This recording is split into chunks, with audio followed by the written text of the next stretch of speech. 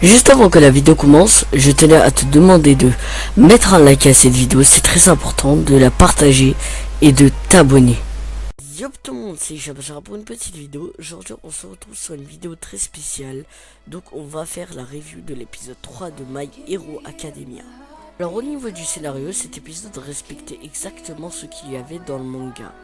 L'animation comme d'habitude, depuis l'épisode 2, elle est vraiment superbe.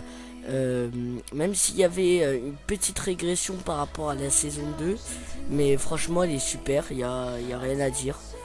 Franchement c'est mieux que celle de l'épisode 1, mais voilà. Après leur arrivée au camp d'été, les élèves de l'académie de Yuei doivent perfectionner leur alter, car Monsieur Aizawa fait une remarque intéressante en disant que leur alter n'a presque pas évolué. Ce n'est que leur morale qui a été mis à rude épreuve quand ils se sont fait attaquer par les... Katsuki Bakugo en est la preuve, car quand il a lancé la balle, il a cru qu'il allait faire au moins 1000 mètres, voire même plus. Or qu'il n'avait fait que 3 mètres. Il n'avait fait que 3 mètres de plus que quand il était arrivé au lycée Yuei.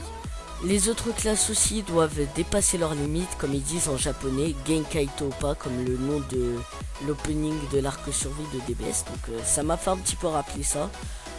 Donc voilà, donc ils doivent dépasser leurs limites. Et c'est là où ils vont être épuisés à la fin de l'exercice. Enfin c'est plutôt à la fin de la journée, ils vont être trop épuisés. Et ils vont manger. Et ensuite ils vont faire l'épreuve de courage pendant la nuit, où une équipe va essayer de faire peur à l'autre. Et c'est là où tout va commencer. Pendant un moment, une fumée empoisonnée va envahir la forêt. Alors cela va se produire pendant l'exercice, donc l'épreuve de courage. Et c'est là où des super vilains vont intervenir. Donc voilà. Et en fait le gars qui avait fait ça, c'est le mec qui dégage du poison. Il avait empoisonné toute la forêt, donc heureusement certains élèves ont eu le réflexe de ne pas inhaler la fumée. Donc je sais pas si ça se dit comme ça, mais en tout cas ils ont eu ce réflexe. Donc et ensuite il y a eu aussi d'autres super vilains qui ont blessé Pixie Boom, donc l'héroïne qui s'occupe du camp d'été. Kota était en danger car Izuku Midoriya l'avait laissé dans une espèce de base secrète. Il se trouve qu'il y avait un méchant, enfin un vilain, qui venait dans sa direction. Et Izuku Midoriya est parti pour le protéger. Donc c'est là où l'épisode s'arrête. Merci d'avoir regardé cette vidéo les gens. Je vous dis bye, abonnez-vous, mettez un like, ça serait vraiment cool.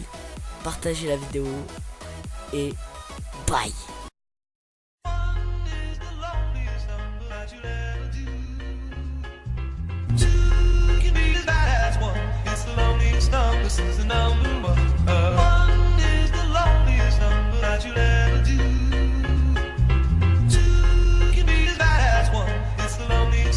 Yeah.